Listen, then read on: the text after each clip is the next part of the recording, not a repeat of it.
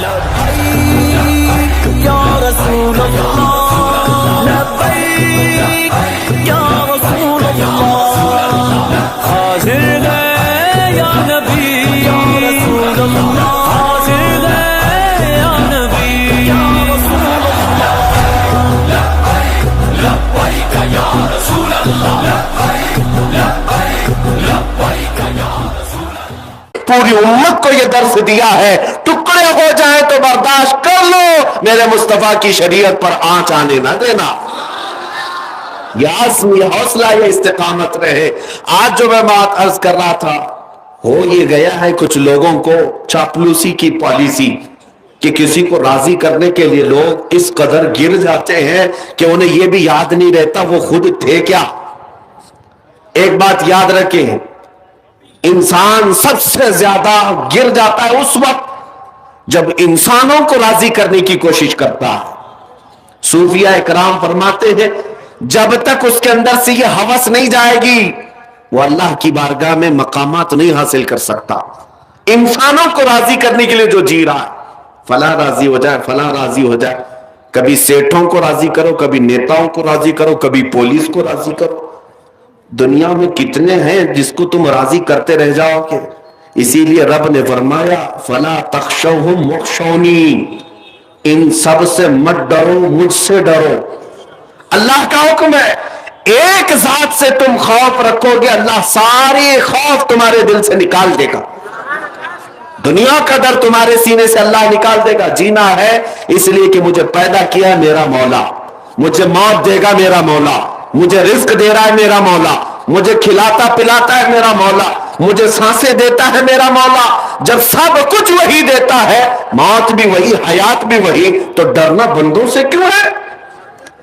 اور مجھے یہ بتاؤ تمہارے ہر عمل کی سزا اور جزا دینے والا کون ہے؟ اب میں چند سوالات کرتا ہوں، تمہاری زبان سے ایک ہی لفظ آئے گا، آج کی رات ہے۔ کیونکہ میں ابن ماجہ شریف کی حدیث پوری آپ کے سامنے نہیں پڑھا، حضور پاک صلی اللہ علیہ وسلم فرماتے ہیں آج کی رات اللہ رب العزت آسمان اول پر اجلال فرماتا ہے اور بندوں کو پکار کر یہ کہتا ہے اللہ مستغفرن فاغفر لہ، کوئی ہے جو مجھ سے بخشش مانگے تو میں اسے بخش دوں، کوئی ہے جو بیمار مجھ سے شفا مانگے میں اسے شفا دے دوں۔ آج کی رات رب تعالیٰ خود بندوں سے فرما رہا ہے تمہارا تعلق آج اللہ سے اتنا جڑ جائے۔ اس لیے میں آپ سے سوال کرتا ہوں، تمہیں تمہاری ماں کے پیٹ میں رزق کون دیتا تھا؟ تمہیں تمہاری ماں کے پیٹ سے باہر آنے کے بعد ماں کے سینے میں خون کو بدل کر دودھ بنا کر رزق کس نے بنایا؟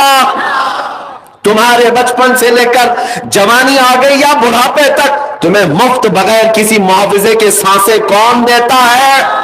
یہ پوری زمین کس کی ہے؟ یہ آسمان کس کا ہے؟ یہ کائنات کے سارے اشیاء کس کی ہے؟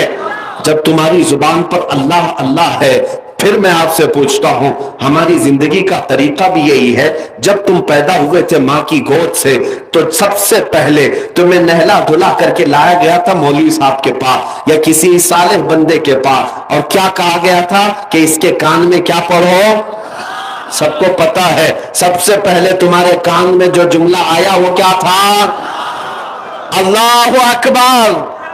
کون سا جملہ تمہارے کان میں آیا؟ زور سے،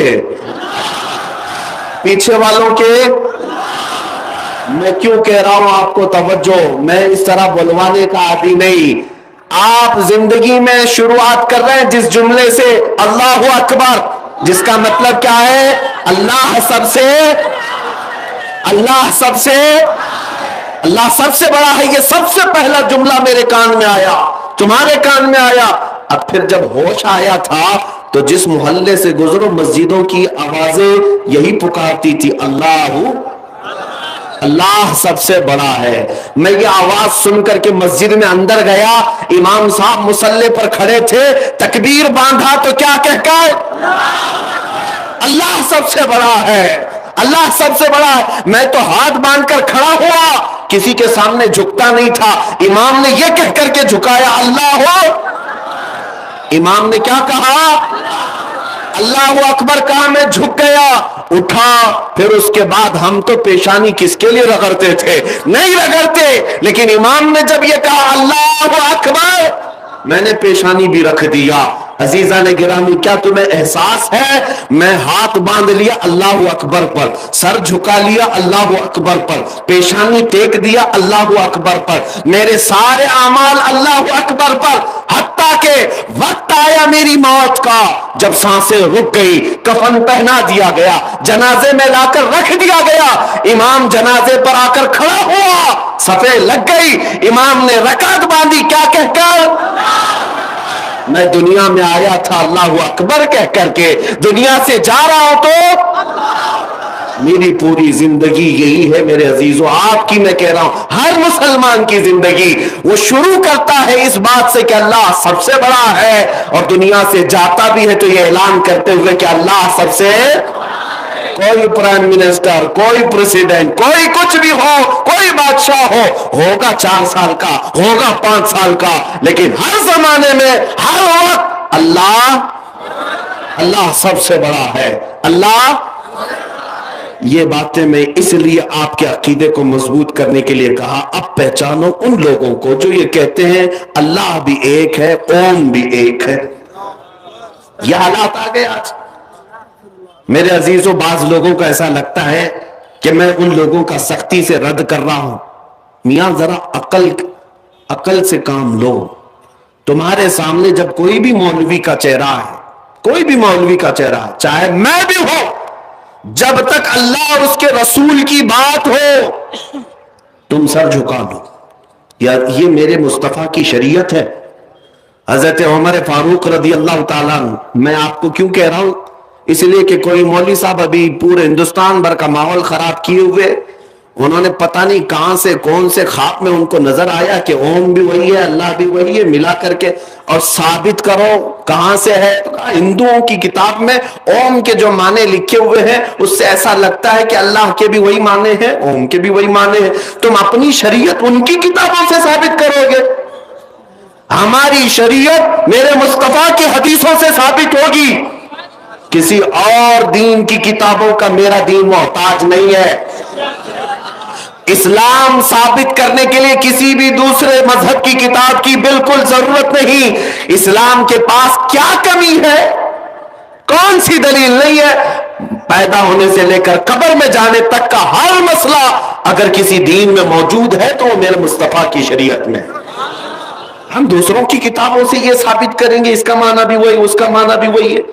اب میں آپ کو ایک بات بتا رہا ہوں, میں ایک روایت آپ کے سامنے پیش کر کے پھر آگے بڑھتا ہوں. حضرت عمر کا زمانہ ہے. کون عمر؟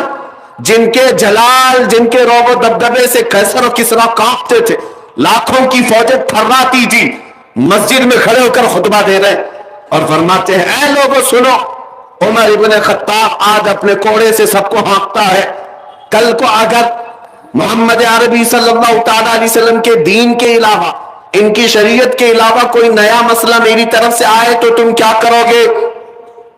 میرے پیچھے چلو گے؟ میری اطاعت کرنا ہر ایک پر واجب ہے, خلیفۃ المسلمین ہو. تو ایک غریب صحابی دیہات کے رہنے والے کھڑے ہو گئے مجمع میں, کہا اے عمر ابن خطاب, جب تک آپ رسول اللہ کی شریعت بول رہے ہیں ہمارا ہر عضو تمہارے لیے قربان ہے, اور جہاں میرے مصطفیٰ کی شریعت سے ہٹ کر بات کرو گے تو تلوار نکال کر بتاتے یہ تلوار ہوگی اور تمہاری گردن ہوگی. وہ غریب صحابی کس کو کہہ رہے ہیں؟ عمر ابن خطاب کو رضی اللہ تعالیٰ عنہ. کہتے ہیں اس وقت میں یہ نہیں دیکھوں گا کہ سامنے چہرہ کس کا ہے, میں تمہارا اور میرا مقابلہ ہوگا میرے مصطفیٰ کی شریعت کی حقانیت بچانے کے لیے. شخصیتیں نہیں دیکھی جاتی ہمارے دین میں. بڑے مولوی صاحب بولے ہیں تو اس کا مطلب صحیح ہوگا نہیں, وہ کچھ بھی بک بک بک بک کر جائیں تو سب صحیح نہیں ہوتا. پہلے یہ دیکھیں آپ کوئی بڑے عہدے والا بول رہا ہے, اونچی ٹوپی والا بول رہا ہے, سفید داڑھی والا بول رہا ہے, ہمیں اس سے غرض نہیں. میں کہتا ہوں اگر پھٹے جبے والا بھی بول رہا ہو لیکن دل عشق مصطفیٰ سے چمک رہا ہو, وہ ہمارے سروں کا تاج ہے, وہ ہمارے آنکھوں کا نور ہے. لیکن دل میں حضور کی محبت نہیں اور کسی حکومت کو راضی کرنے کے لیے اول فول بکرا ہے تو پھر اس سے ہمارا کوئی رشتہ نہیں اور نہ ہی ہماری قائد ہے. اب اللہ اکبر میں نے آپ کے سامنے اتنی بار کہلوایا صرف اسی لیے کہ اگر یہ فتنہ کل کو تمہارے ہاں آ جائے کہ تمہیں یہ کہہ دیا جائے کہ مولوی صاحب بھی یہ کہتے ہیں اوم بھی ایک ہی اللہ بھی ایک ہی ہے، تو کبھی اس کا بھی جاپ کر لو کبھی اس کا بھی جاپ کر لو، کہیں ہمارا نوجوان بہک نہ جائے گمراہ نہ ہو جائے کہ ہمارے علماء نے جب یہ کہہ دیا ہے تو شاید اس کی تاریخ ایسی ہوگی. ایک بات یاد رکھیں، مولوی صاحب یہ کہتے ہوئے یہ بھی بہک گئے کہ انہوں نے دوسرے مذہب والوں سے پوچھا اوم کیا ہے، تو ان کو لوگوں نے بتایا کہ وہ ایک ہوا ہے، وہ ایک طاقت ہے. مولوی صاحب کہہ رہے ہیں کہ اسی کو تو ہم اللہ کہتے ہیں.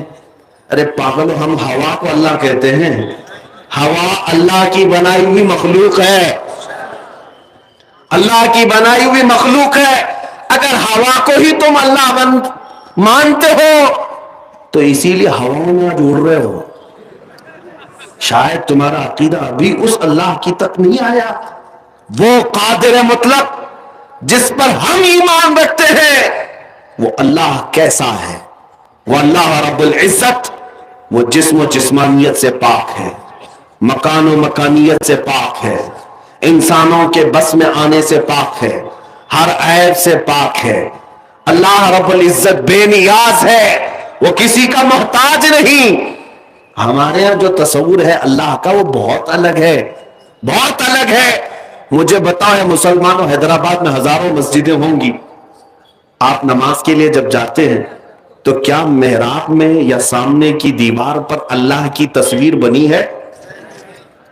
چلو حیدرآباد میں نہیں، کسی دوسرے شہر میں ہے، دوسرے ملک میں ہے، کہیں سنا آپ نے؟ پوری دنیا بھر کی مسجدوں میں جا کر دیکھ لینا، اللہ کی کوئی تصویر نہیں بنائی گئی. یہی تو تمہاری خصوصیت ہے مسلمانوں کی، جو بغیر اپنے خدا کو دیکھے سجدے میں گر جاتی، بغیر دیکھے سجدے میں گرتی ہے اور اس کا یقین ہے کہ اللہ ہے. ہاں، یہ وہ دوسرا تصور تم کہاں لا کر فٹ کر رہے ہو جن کو سامنے رکھنا پڑتا ہے پھر جھکنا پڑتا ہے، سامنے رکھنا پڑتا ہے پھر جھکنا پڑتا ہے. اور مذاق صدیق کو فاروق کو عثمان غنی ہو یا مولا علی ہو، ہے یار کا دنیا میں ان چار کے جیسا، سرکار کے جیسا.